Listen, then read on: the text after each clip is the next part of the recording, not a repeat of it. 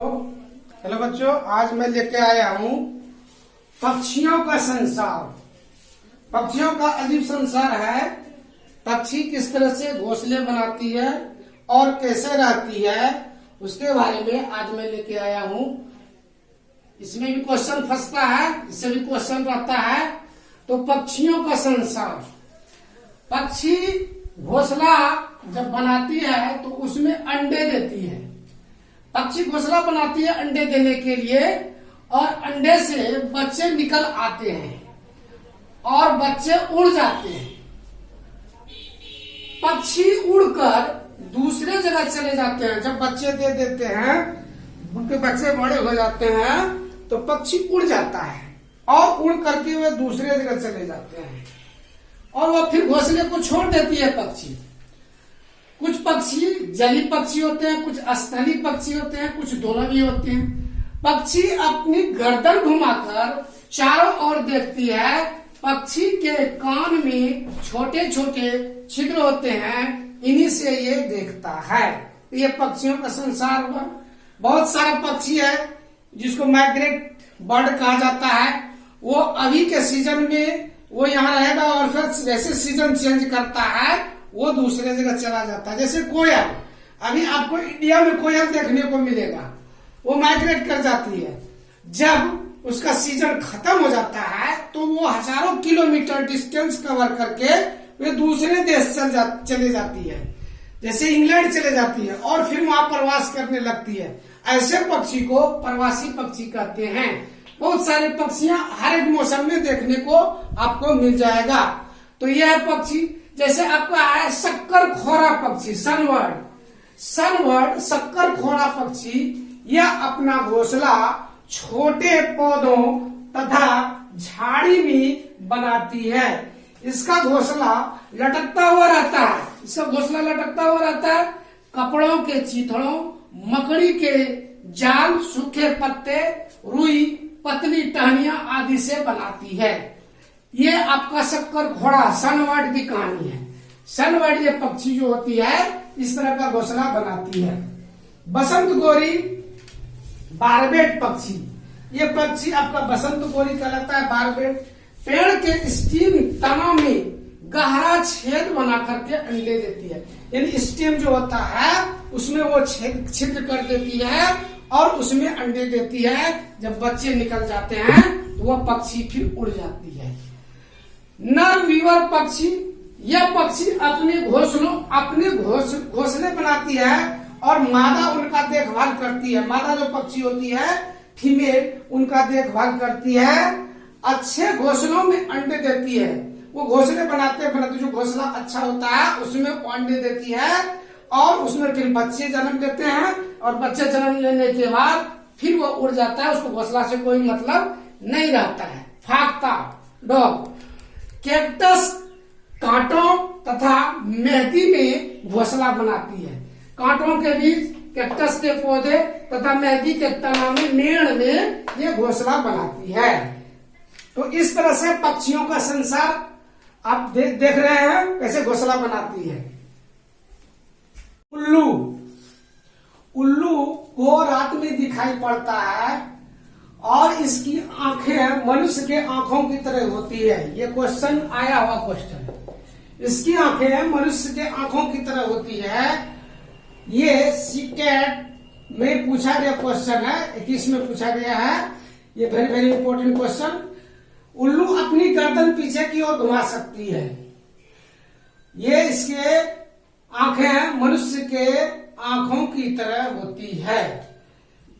मैना अपनी गर्दन भी घुमा सकती है और झटके के साथ ऐसा करती है। कौवा, very important question, very very important question. ये भी आपका फंसने वाला क्वेश्चन है। कौवा लोहे के तार तथा लकड़ी टहनियों से घोंसला बनाती है। मोस्ट इंपॉर्टेंट, लोहे के तार और लकड़ी की टहनियों से घोंसला बनाती है। यह पेड़ के ऊंची डाल पर, ये भी इंपॉर्टेंट है आपका, पेड़ के ऊंची डाल पर घोंसला बनाती है। यह ऐसा यह घोंसला लोहे के तार तथा लकड़ी की पतली टहनियां होती है। अब देखिए कौवे की कहानी क्या है।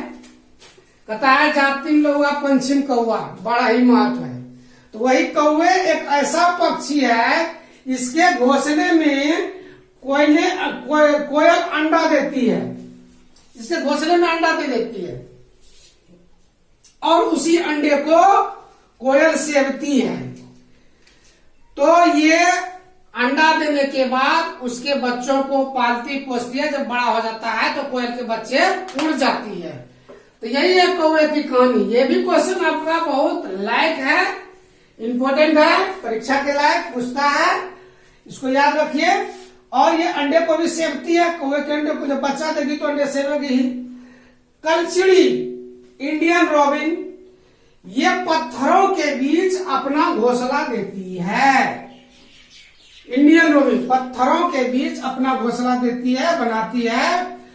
इनके घोंसले जड़े, ऊन, बाल, रुई से बनी रहती है।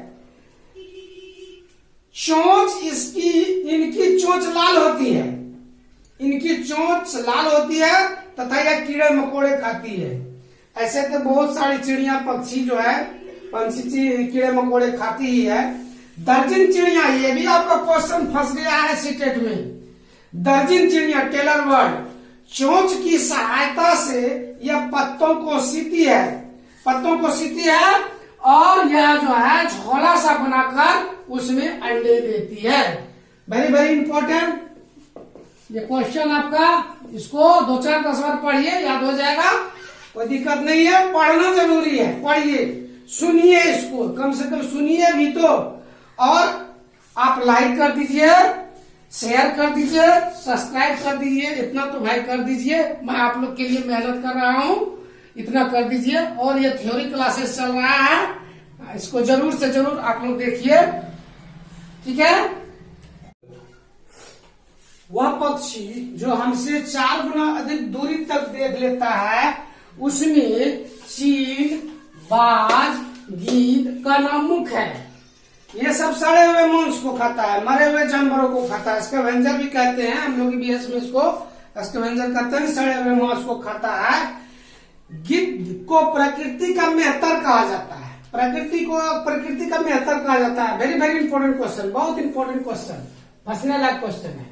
प्रकृति का मेहतर किस पक्षी को कहा जाता है? तो वो हो गया गिद्ध।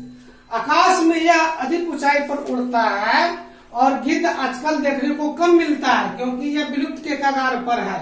किसी दवा के कारण जो है वो दवा जानवर जो दवा जानवर को दिया गया था, गाय और भैंस को बीमारी से बचने के लिए, तो वो दवा इसके लिए जहर बन गया।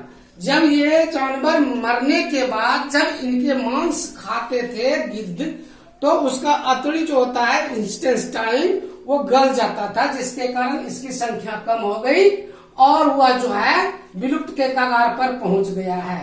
सरकार ने उस दवा पर बैन लगा दिया है हालांकि। तो ये है प्रकृति का मेहतर। गिद्ध आपका प्रकृति का मेहतर कहा जाता है। ये गंदगी को साफ करता है। ये मरे हुए जानवर को मुश्किल से 2 घंटे में खा जाता है। दूसरा गरैया, ये भी आजकल विलुप्त के कगार पर है। यह आईने के पीछे तथा अलमारी के ऊपर घोंसला बनाती है। इसको भी देखने, इसकी भी संख्या जो है देखने को कम मिल रही है। ये भी गरैया दिवस मनाया जाता है। इसको बचाने के लिए सरकार ने गरैया दिवस मनाने के लिए जो है दिवस रखा ताकि इसके जाति को बचाया जा सके। कबूतर पुराने मकान तथा खंडहर में घोंसला बनाती है। तो इस तरह से हो गया पक्षियों का संसार। इसमें देख लीजिए, ये थ्योरी पढ़ लीजिए, आपका 4 नंबर निश्चित फंसना ही फंसना है। आपका इसमें से नंबर आएगा ही, ठीक है।